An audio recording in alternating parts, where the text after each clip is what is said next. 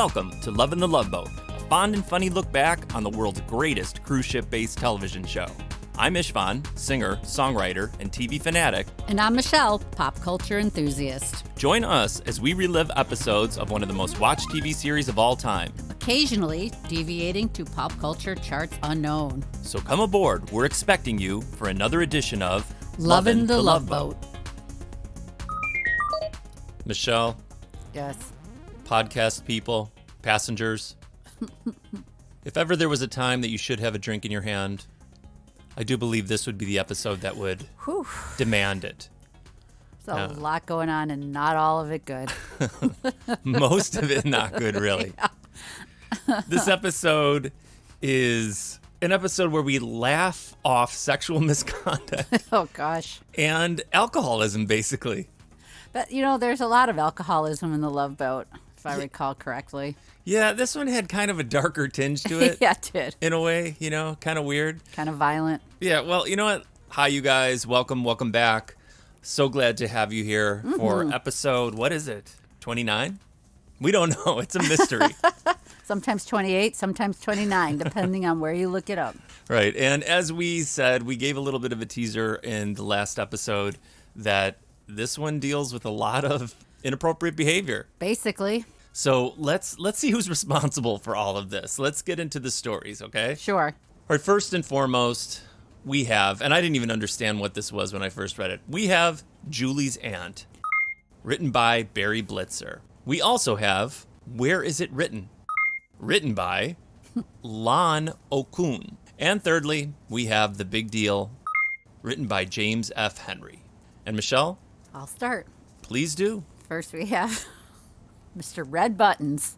You know, all right, I'll save my assessment for later. But you were asking where Red Buttons got the name Red Buttons. Guys, I accost Michelle in the hallway of our home, and I'm like, Michelle, I just like say Red Buttons. I'm like, since I was a kid, you heard his name. Why? Why is he named Red? Maybe that's a little more explainable. But Buttons, that's not his real name. I have the explanation. All right. First, I forgot to mention he plays Uncle Cyrus Foster.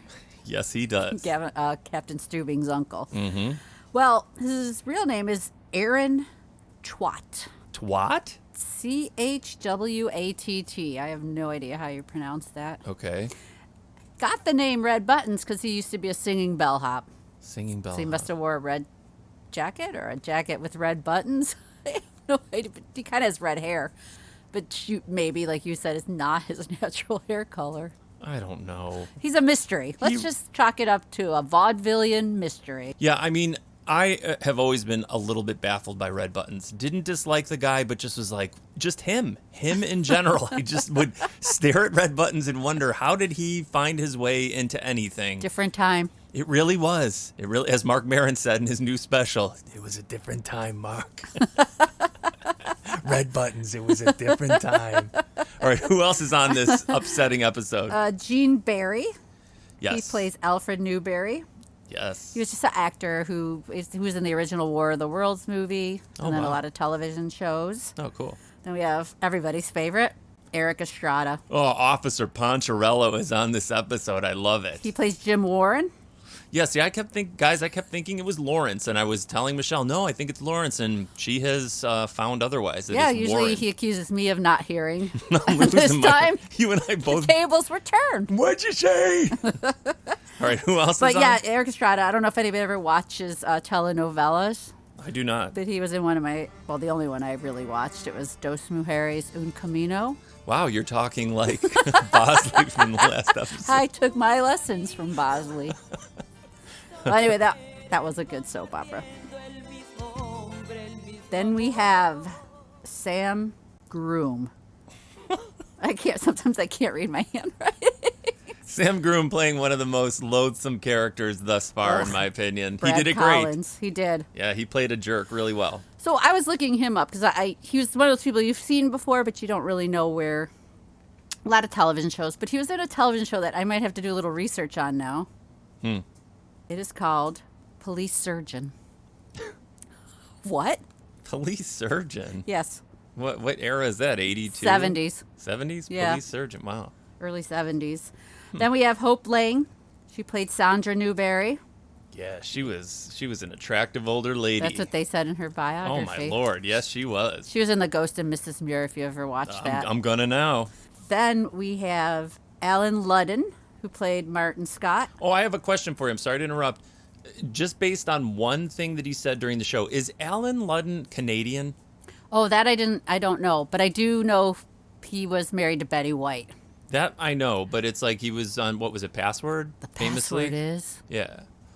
Is the Password Canadian? Because I heard him say sorry, and I thought, like, is I don't he know. Canadian? Good And question. I didn't look at where he was born. we're going to have to follow up on that. Yeah, and then we have, making a second appearance on the Loveboat, Mr. Richard Mulligan. Yeah, he split from Loretta Swit from season 1, and now he's on as an alcoholic author. With a weird name, Mark Littlejohn.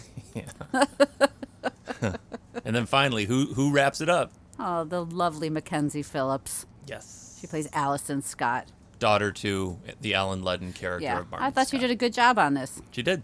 But she was on One Day at a Time, and she did a great job on that, so. Watch that show all the time. Oh, I love that show so much. Still reference Schneider on a daily basis. Kind of look like Schneider. Oh, my God. Because of my T-shirt. And your mustache. And my tool belt. All right, let's kick it. Yeah. Let me just start this. Yeah, please do. It is totally the episode of Creeper Men. Yeah, I knew that the Red Button's character was going to be responsible for some gross, pervy, old man kind of stuff, but I didn't realize. Richard Mulligan. Yeah. 'Cause he forces himself on Julie right when he comes on board the ship. And who is this fair nymph of the sea? Julie McCoy, your cruise director, and this is Gopher Smith, your purser. Honor, Mr. Littlejohn. I've read every one of your books. Oh, yes. Well, here's the autograph. Yes, thank you. All right. Let the festivities begin. Sandra, what say you, Julie, and I pop some bubbly while the old man puts away the pay? Too early for me. Fine. Then Julie McDonald, I guess it's you and me. You know, you work to take care of the passengers. I'm going to need a lot of taking care of. There he goes, chasing girls again. You really think you can get him to finish his book on this cruise? Either that or swim home. Michelle, up front on this episode, they really do just like cram everything in the beginning. So it's like we see the publisher, we see his wife, we see the fact that Richard Mulligan, with a strange last name, is an author, a successful author, but a troubled... Alcoholic. Yes. And he just has no regard. No, but they do need him to finish that last chapter of his autobiography, so they book him on a cruise where there's free-flowing alcohol at all times. Yeah, and like you said, he's all over Julie, and poor Julie, I mean, that's her job, is to be nice to everybody, and she's got to tolerate this kind of behavior, and he's just pawing her and, you know, going off to his room. But then, you know, we're kind of like given a little bit of a break from that, and we see, who do we see? Was it Alan Ludden first, or was it Mackenzie Phillips? I think it was Mackenzie Phillips, right? Well, I guess because it's but their father-daughter, so they kind of came on together, right? Well, that's the thing. Everything is thrown at you right away because they're kind of establishing the fact that the father is in desperate need of some sort of deal. A merger. But then she sees someone from her past, even though she's not very old. It's like her high school Sweetheart. Saxophone playing high school sweetheart. Yeah. He does not seem like a sax player. Or a Jim, for that matter. No, he does not. Or a Warren. But yeah, Erik Estrada, Ponch is on board, and his band is there, even though you called it that, like, the band looks exactly the same. As the band that's always there, just with him added on the sax. You know what I kept thinking of, too? Like, there's so many things that this was related to, was another person who didn't play the sax in a movie from the 1980s, St. Elmo's Fire. One of my favorite things is when Rob Lowe is the troubled sax player on that. And one of my favorite things on that is when he gets into it, he's playing and he's rocking out on his saxophone, and then he starts clapping to get the crowd clapping, and he goes, "Let's rock! Let's rock!" Oh, I was just going to say, it's so awkward and not natural. But then there's another thing that you can go back to of another 1980s movie that I think it's called like Making the Grade or something like that. Are they going to talk about Lost Boys? No. It's another one that's related to the Brat Pack because Judd Nelson plays like this like New Jersey like sort of gangster, you know, stereotypical sort of like, you know, East Coast guy, and he for some reason gets sent to like a prep school. And then Does he play the sax? No, but he's like impressing all the, you know, the snobby girls, and all of the preppy guys can't stand him. And then he asks the band, I'm deviating to get away from red buttons right now. And then he tells the men, you know anything from the 20th century? And then they're like, yeah. And then they start playing some song. And then he clears the floor. And he also says 2 words. Break time. And then he break dances. I vaguely remember it, but not as much as you remember. Oh my God, it. I don't know why I know that one so well. It's the craziest, stupidest movie of all I time. might have to find it and watch it. But again, we have a wonderful Erik Estrada pretending to be, proficient on the saxophone and also realizing that Mackenzie Phillips was the love that he lost In high school. And the dad is in some way almost, he's not really, whatever. Let's not jump ahead too far for that because... The rapey leprechaun shows up. He's so weird looking. He's a little ruddy man with that weird. So many of those men had that steel wool hair that they comb to the side, and somehow now you know more about these things than I do. He must have still dyed his hair red, right? Like he couldn't still have red hair, could he? Only Red Buttons knows, and his stylist. Yeah, but he comes on, and the captain is super jazzed because this is the guy that supposedly basically raised him. Afternoon, ma'am. Foster's a name.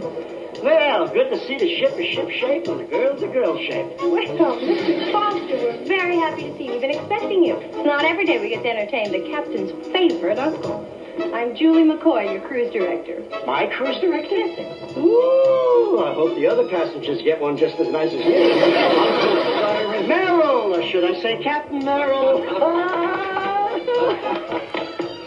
Oh, I've been looking forward to this for a long time. With my father in the Navy, Uncle Cyrus practically raised me. He's responsible for what I am today. Well, you can't win them all. Julie, I want you and the crew to outdo yourselves. He gets the red carpet treatment. Will there be enough room on the carpet for both of us? Mr. Foster. It's Uncle Cyrus. Welcome to the family. And it's a very loving family.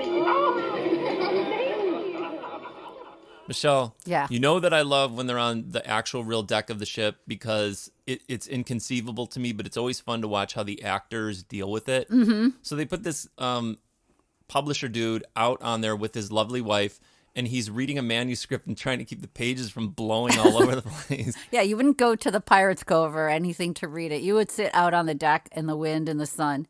Yeah, because he's got to read what he's been given by Mulligan so far. But you know what I noticed too is this woman, she's very attractive and her hair's great because it stays in the wind. It always looks good no matter where she is. And she's in some challenging conditions and her hair always stays kind of nice. It's a testament to the Vidal Sassoon or whoever cut her hair in 1978 or whatever because she always looked good. But she is trying to get his attention and what's he doing? Reading his manuscript. Yeah, he couldn't be bothered, right? No, then slips in Richard Mulligan. Yeah. Like just getting sloshed and making the weirdest decision. I mean, granted, he's like a wild dude and he's like a whatever Hunter S. Thompson person or whatever he's supposed to be. But he's basically trying to encourage this woman into infidelity of the publisher of his book. Right. You know, it's a terrible decision any way you look at it. Well, he's an alcoholic. Maybe he's not clear thinking. But this dude is really rejecting her hard. And it's just like, I kind of don't blame her. I'm in the mood for love. This little John may be a nut, but he sure can write. I hope I can get him to finish it. This autobiography has got to be a bestseller. His love scenes are incredible. Anything would be compared to ours. Alfred, you promised me this was going to be a vacation. Hang on, will you? Just a minute, honey, while I finish this chapter. Okay. Whoopee.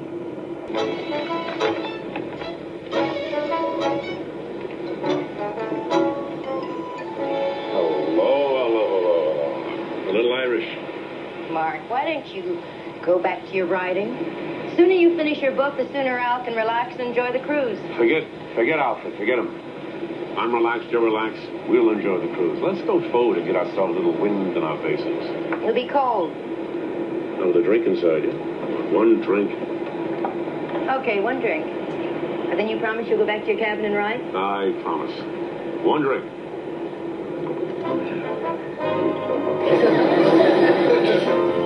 That is going to be one long drink.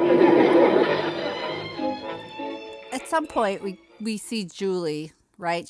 Why is Julie delivering flowers to Red Buttons? And who's sending him flowers?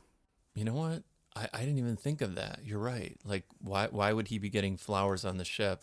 There's a lot of questionable stuff about this, honestly. And why would it be Julie? Wouldn't it just be some other, like, steward just, like, dropping them off?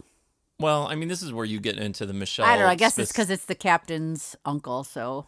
and it's obviously the setup for Julie to be attacked for the first time by Red Buttons.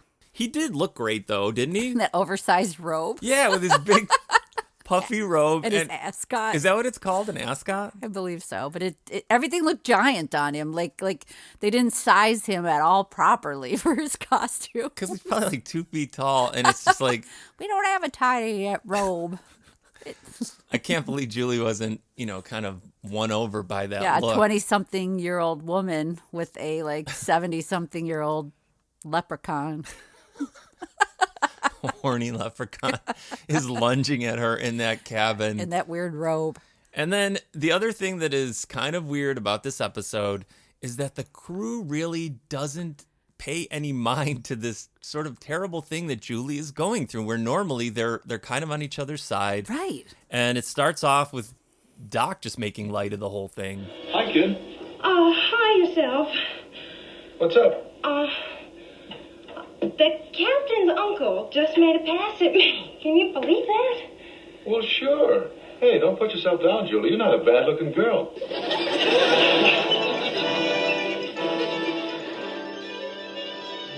You know what? The only sensible any person on this ship, really, well, there's two people.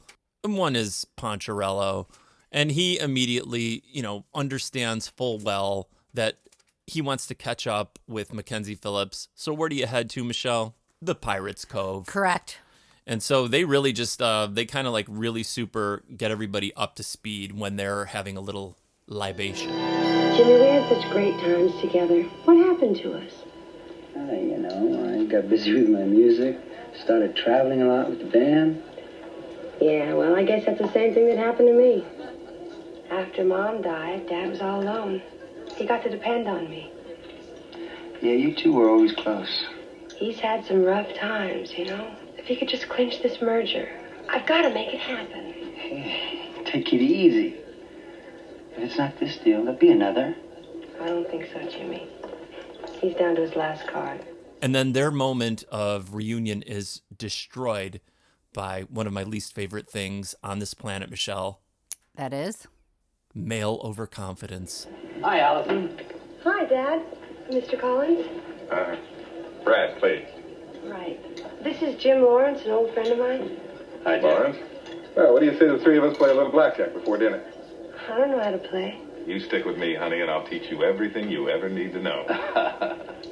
Well, I think I'll change for dinner first. Don't be too long. I'm going to need you to help me count my winnings. So you hurry along, honey. Michelle, this Brad guy, I know he's an actor, but he did do a pretty good job of being just the grossest He did. macho dude. Alan Ludden, he was being really nice. He was a really nice dad, and he really, he liked his daughter very much. And Yeah, I mean, he didn't pressure her to go with this guy. She just took it upon herself to help her dad out. Meanwhile, sacrificing her time with Erik Estrada, Jim Warren, sax player. Also, this episode, man, this episode was a little tough. Remember also on Chips when there was the punk rock episode? Mm-hmm. Oh my God, that was the best. And then in that episode, Poncherello gets up on stage with his other band. That's why I'm bringing it up, and he sings Celebration. This is around the same time, probably, right? Yeah, I think, most of these actors had another television show on, so this was kind of cross-promoting them. Was Richard Mulligan on Soap? He was. Oh, okay. So, because you keep saying that about Soap, and I can't remember. It was also one of my favorite movies of all time. What? Scavenger Hunt. Oh, yeah, you like that one. I love that movie. Man, oh, man. Yep. Well, you know what? Let's not talk about heavy things like that. Let's just get into the second rape attempt of Julie on this Is that where they episode. set her up for the party? Yeah, they talk her into... no one's listening to her. And then they talk her into going to some sort of party that he's throwing in his cabin. There you are, Julie. I just want to thank you for spending so much time with Uncle Cyrus. He's having a ball. Real son of a gun, isn't he? You can say that again. Boy, I've never seen an old guy with so much pep. And sure he's in great shape. Well, he always took good care of his body. No, he's trying to take care of yours. Oh, there you are, nephew. No wonder we're going around in circles. Nobody's running the ship. Oh, Uncle Cyrus, you haven't changed. Just my socks. Hey, everybody. How about coming down to my cabin tonight for a little birthday party? I don't know it's a birthday. It's not, but it's always somebody's birthday. 9 o'clock, okay? Oh, no presents, please. Maybe a little watch. How about you, Julie? You coming to the party? No, sir. I've got a big day tomorrow. Well, so do I, but I wouldn't miss one of Si's parties for the world. Oh, come on, Julie. So the old man got a little impulsive this afternoon. He's probably starved for affection. Well, I'm not going to be part of his diet. Don't worry, we're all going to be there. If Cyrus Foster so much as puckers his lips, we'll form a circle around him. Besides, why hurt an old man's feelings? Yeah. Okay, I'll go. Atta girl. But go easy on the lip gloss. You don't want to turn the old man on. I just feel bad for Julie because she is really in a difficult situation because she knows how much the captain loves his uncle. Mm-hmm. And so she can't necessarily, that made a lot of sense to where she couldn't really be honest about the uncle's behavior. So she's kind of stuck in this really, really awkward and awful position. Yeah, and were you going to say maybe the only thing is maybe they just didn't realize how serious it was? Yeah, I think so. Maybe because he was so clowny that they didn't think that he was maybe capable. Old. Yeah. Right. That he was capable of that, and those are the guys you got to watch out for. Exactly. Well, there's all kinds of terrible male behavior on this ship because this publisher guy, he again is just completely ignoring his wife. Mm-hmm. I mean, in kind of like a really, really aggressive way. Oh, like when they're in the lounge?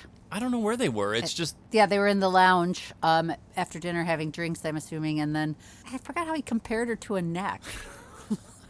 He loves her like a neck. This episode so weird. Was freaking me out, man. Oh my gosh. Then somehow it got to, like she said, like a pain in the neck. Then they discussed this very strange metaphor for their love. Now, do you love me? Sure. You say sure, but how do I know? You asked, I tell you. Well, that's the point. I mean, why should I have to ask you? Couldn't you sometimes tell me? It never comes up. Never comes up? If I don't bring it up in a conversation, you don't think about it. Sandra, I know our love is there. It's like my neck.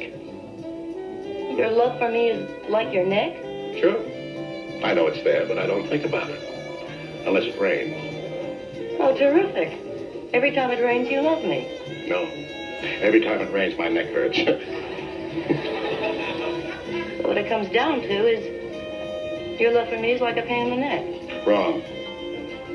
This conversation is a pain in the neck. I bet when it rains, Mark Littlejohn doesn't think about his neck. Mark Littlejohn can only think about his next drink. I bet he likes to lie in bed and listen to the rain. He's a romantic. Or romantic. Sandy, Mark Littlejohn is a crazy person. Oh, he's a great writer. But he's like a child. He acts out every one of his fantasies. Maybe other people ought to. Other people know that life is more than just fun and games. Our life could stand a little more fun and games. Oh, Sandra, grow up. Oh, Alfred, get with it. She storms off, deservedly so, when you're compared to a neck.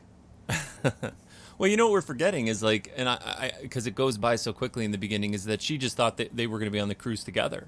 Oh, yeah, just to have a vacation together. Yeah, so she had completely different expectations that this was going to be fun, so you could see why she would even be more upset. I don't blame her at all. Yeah, but I'm not going to run to Richard Mulligan. Why? You see his slacks? And whatever those shirts, those safari shirts. There are a lot of safari shirts on this episode, and there are a lot of men wearing gold bracelets. I don't know if you noticed that. I don't know, man. This one was rope-a-doping me, man, this episode. It was really weird. It was a very, very strange episode. It really was. That new writer. Oh, yeah. Really, you got to stick with Art Bear and whatever. You gotta stay with the classics.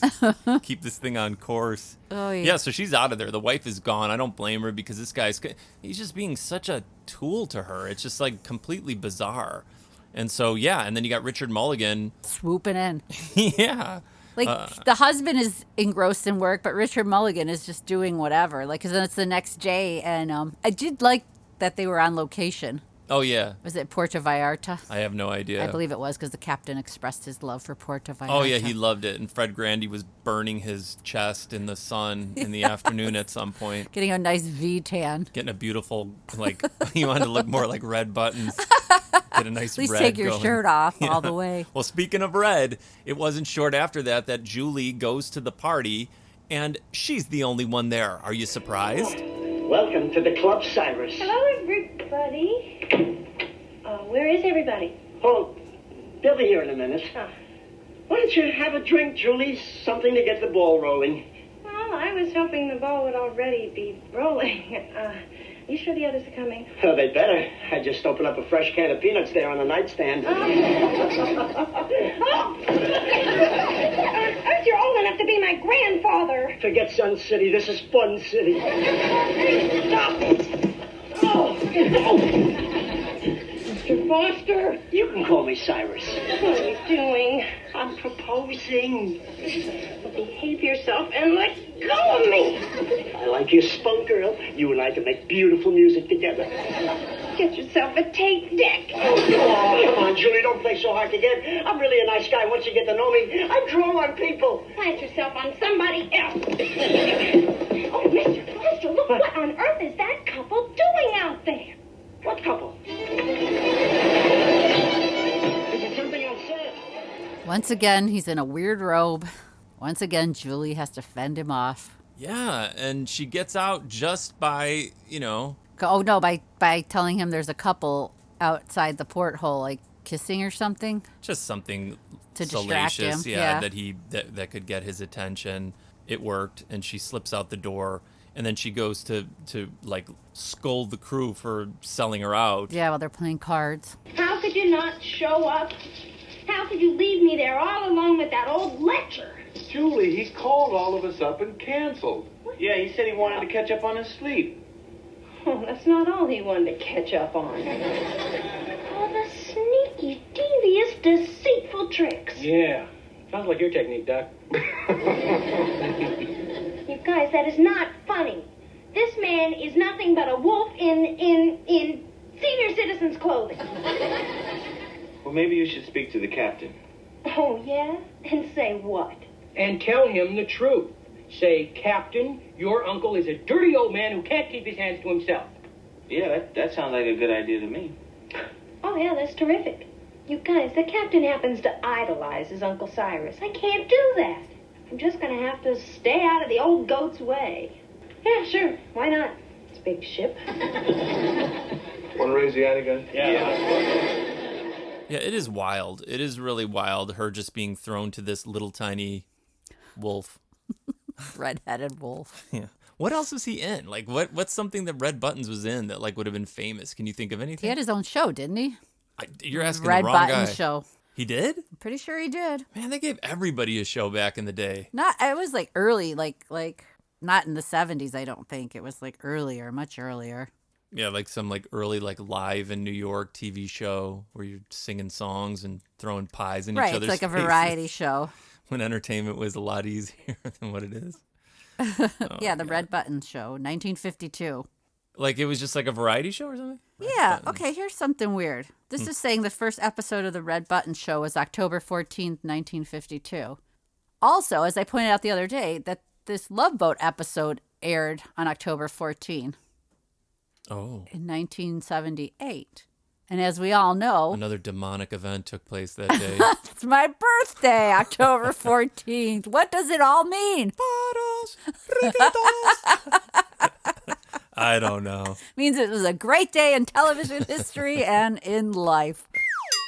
So as I was mentioning earlier, I did like this episode because they are on location. So the crew is out on the deck tanning themselves. Yes. Julie's complaining about Everything. and says some weird thing about if her aunt.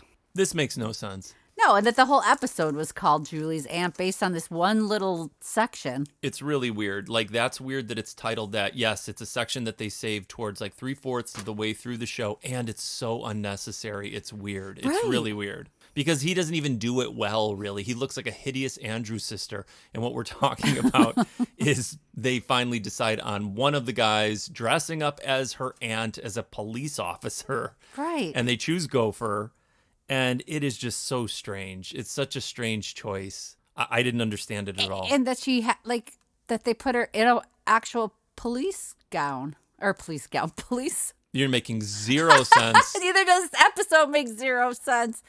She's wearing a police uniform. She, Well, Gopher. Aunt Phoebe, Yeah.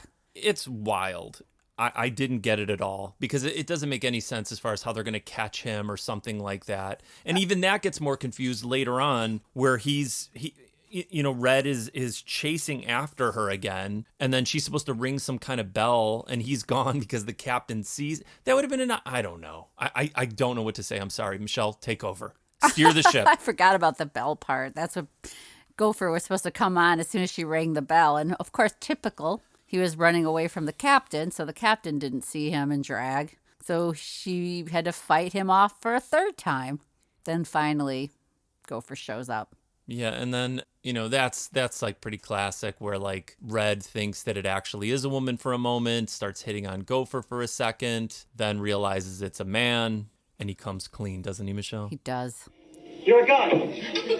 You're the assistant person. I guess an assistant person. You're lucky. You almost got the doctor. This is entrapment. I'm going to report you two to the captain.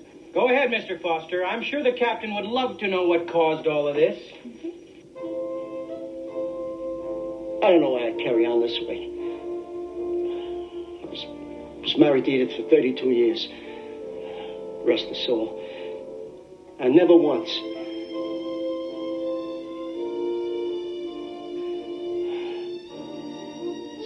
It's funny how lonely you can get when you lose the most important one. I know it isn't much, but I guess it's the only excuse I have. Julie, can you ever forgive me? Of course I can, Mr. Foster, but you've got to change your ways. Have you tried bingo, Mr. Foster? I guess this means that dinner is off. Not if you promise to behave yourself. Oh, I promise. Then dinner's on in the dining room. Gopher, will you join us? Oh, I'm not dressed for dinner.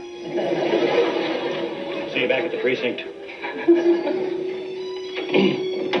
Toodles. Still doesn't justify his behavior. He says that, actually. He does say that. It's the one saving grace of this whole convoluted, crazy, cringy scenario, because that would drive somebody to something. I mean, if he had a wife, Ethel, whatever old lady name it was, Edith, whatever, for 32 years, and then you lose someone, it could turn somebody pretty weird. I mean, like you said, it doesn't necessarily, allow for that to happen, but you could understand it. And then Julie's still super nice. I know. Then she feels sorry for him almost. Let's go back to my main man, fellow musician, looking great with the feathered hair, just like I did back in the day. But Ponch is hurting. He is. He's hurting on this ship because he's confused about what's taking place with Mackenzie. Because why? She blew him off. Yeah, they were supposed to go to where? Puerto Vallarta together? And he was supposed to take her around. But then she ended up going with Brad. But that's when Alan Ludden catches on that she's sacrificing her love life to help her father. Yeah, he's really a good dad. I thought he was pretty good on this, except for his smoking habit. I thought that he was a really nice dad. Smoking in his room. Those rooms are tiny and there's no windows. Nice, seal it up and you get that smoke going. You hotbox that room. There's nothing better. Get on the open ocean and just smoke in your cabin. Your tiny cabin with no ventilation. Oh my Lord, so strange. Oy. But like she comes back and talks to the dad, and she is being really nice too because she's trying so hard. And she tells her dad that she really likes Brad. Daddy, in there? Hi. Hi. Oh, Dad and I had the greatest time, and have I got news for you. Well, I hope it's about the merger. If it doesn't go through, I'm wiped out. Well, Dad, would you let me tell you? Now, Brad said something about keeping you on as a consultant after the deal is made. Seriously? Yes. Oh, Allison, what would I do without you? Me? I didn't do anything. Oh, you just clinched the deal, that's all. But tell me, honey, truth, wouldn't you rather have spent the day with Jim? I mean, this Brad Collins isn't the kind of guy Now, you... Dad, I really like Brad. Really? Really. But the dad's smart, right? She likes Jim Warren. And the dad realizes that she's kind of doing this for his benefit, don't you think? The dad, I had said earlier that the dad realized it when Erik Estrada came looking for her because the dad didn't know that she blew off spending the day with him to go with Brad. Oh, is that the one where Ponch is all mad? Yeah. Jim. Allison, do me a favor. Just leave me alone, all right? I don't understand. Look, it's over between us. Now let's forget about it. Jimmy, what are you talking about? This little game you've been playing. You and your dad are nothing but a couple of cheap hustlers. He's got you hitting on this guy just to clinch a deal. Allison.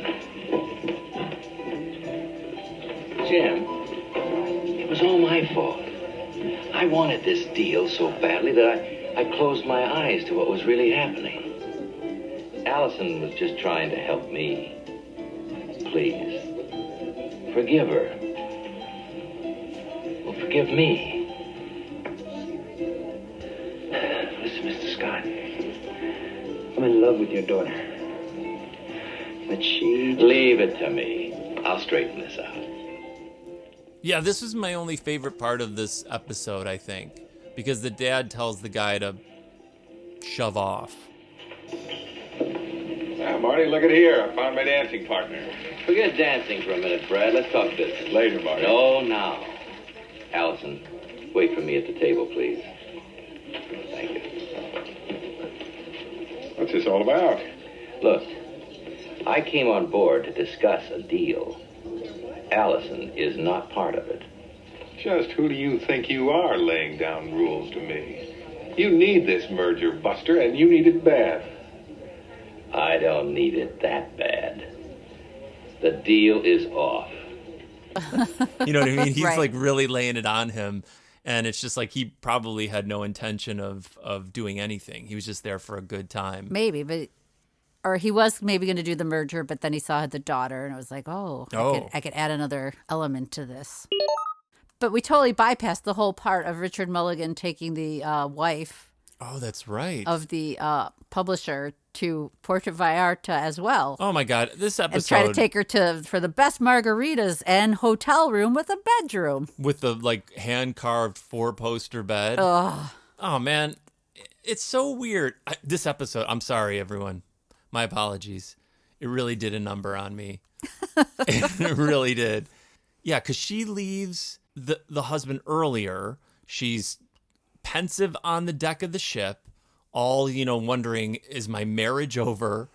And then she goes to the dude's room. I'm not here to make love, she said at some point. Then they decide to go into town that day, like you said. And he's just trying to do her, like in town Get somewhere. her drunk on margaritas. Like, what are they in, like an old Western town where you can just get a room and then... I've never been to Puerto Vallarta, so I don't know. God. So this creep is like doing that, and she's not quite ready to like jump in the sack with Mulligan. But So they just settle on some margaritas. Oh, and then there is one other part that I do love about this episode. What is that? Well, as she comes back from this wonderful trip into town, like a couple of hours, she's decided that she is now with Richard Mulligan. Like she's left her husband entirely. It's just like she decides like, I'm out. And then they're just like, after all of this, they're just on the deck of the ship and she's getting sloshed, right? Oh, that's She right. didn't waste any alcohol, Michelle. You should salute her. She was That's pounding true. it down. And they're on the ship. They are just mere inches away from Mold Pool. Yeah, your favorite pool. My favorite pool that only has 2 feet of water in it. The It's rest like is just 4 pool. by 4. And then the husband comes out. Maybe you think conceding defeat to Richard Mulligan, and he's like, I'll take care of her. because she's not going to be with this guy. I guess it's the 70s. I'm watching a whole thing on Plato's Retreat, and it's just like, it is kind of plausible based on what I've seen, the antics of couples in the 1970s. But it's like, then the husband, finally finds his red buttons and decides to, like, take on Mulligan, right? Right. This is the part I loved. Cartoonish, not kissing, but fighting. Complete with, like, pool. Yeah, well, that's the culmination, but I like how they're getting tired. They're hardly throwing punches, but they're getting exhausted. They're older men. I mean, like, they are older men. It's really hot, and they're wearing like polyester. White slacks. Yeah, like not material that breathes very well. Probably doesn't have a lot of give either. You know what else I think is sad for people though? I think I feel bad for like stunt men back in the day, because it's almost like Kiss Meets the Phantom of the Park or whatever, where at some point you can see that it's not Richard Mulligan and not that when they go actor. into the pool, you could see it's all stunt Almost people. all of it, you could tell that it's not them. And I love when they don't. It's the same as like the old Partridge Family where, what's his name? Not Carl Reiner. Rob Reiner pulls up on a motorcycle and it's totally not him. Yeah, Kiss Meets Phantom of the Park. It's not Ace Frehley. It's not Peter Criss. It's the best. But the part that I love is like where they get to choreograph like an old-timey saloon fight. And that's what, because Isaac's involved in this. He gets hit. The captain gets hit. Right. It's unbelievable. And then, yes, it culminates with all of them falling into the pool all the together. stunt people falling into the pool. And the old man does a thing that I also like to do. Not only was my favorite thing to be like, you're clinging to life and you're unconscious. I like when you get to do the clowny, like, oh, and you pass and you pass out. He's so tired from fighting. He passes right out on the deck. This episode is Well, insane. they both do, don't they, kind of? Yes. Everybody just kind of like... It did have all the makings of every fight scene of the 70s that you enjoyed as a child. Yeah. Yes. It was insane, man. It was so crazy. Then the husband comes basically to his senses after being basically knocked out, realizing how much he loves his wife and that she is his whole life. And then the wife takes him back right then and there, right? Mm-hmm. While these guys are nursing their wounds, another magical transformation is taking place. You don't say. What Not would just that red be? buttons, but Brad. Yeah, his Grinch heart melts because he sees the devotion of Mackenzie Phillips to her father, and it makes him realize this is the guy I want to go into business with. Martin, I want you to sign these papers. What's this all about? Remember I told you I always get what I want? Well, I don't. I don't get people knocking themselves out for me the way your kid did for you. Well, Allison's my daughter. She cares about me. Other people care about you too, Martin. You know how to make that happen. And that's what I'm buying. So sign right here. What? Here's the pen. As soon as you put your name on that dotted line, we'll get Allison and we'll take her out and celebrate. Forget Allison. Allison and Jim. It is Jim, isn't it? Yeah. I want to get to know the whole damn family. That's the other thing. So What? there's no lawyers involved in this merger. I'm just going to sign the paperwork on this cruise ship in my cabin. You're nuts. Like, why would that even concern you at all?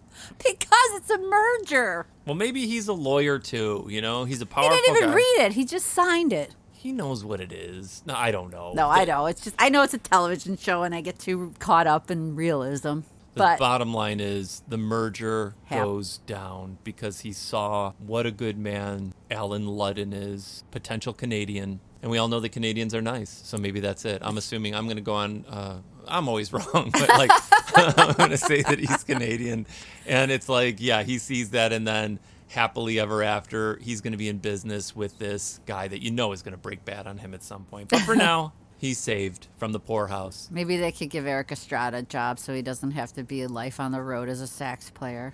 Oh, that's the thing, too. They had the grossest end, too, at the very end, where, like, they're talking, like, mergers, and then he does, like, a merger pun. Hey, you two. Save it for later. You're holding up the ship. Forget about the ship. They're holding up the biggest merger since Sears and Roebuck. Sorry, man. We're working on a merger of our own. Poor Erik Estrada had to say that dumb line. I know. And not to Red Buttons is going to outdo that with an even creepier line. Great ship, Mel. wonderful crew, especially Julie. You know, I've got quite a crush on that girl. Oh, come on, Uncle Cyrus. Isn't she a little too young for you? Of course she is. Meryl, what do you think I am, a cradle snatcher? Julie, Gopher, I want to thank you both for a wonderful time. Well, Uncle Cyrus, it was great having you aboard. It was a real challenge. I won't forget you in a hurry. I won't forget you, Gopher. Cute knees. You take care of yourself, Uncle Cyrus, all right? You cutie. Julie, one last question. Sure. You got a younger sister? Oh my God. Can you get me a whole bottle of whiskey right now? It was so, like, you thought you were out of the woods with this. We thought, like, everybody had, like, come to their senses. And they completely drag you back into gross, even worse. I was not prepared for that. Dude, I don't know what to tell you. Like, he redeemed himself, and then they made him say that at the end.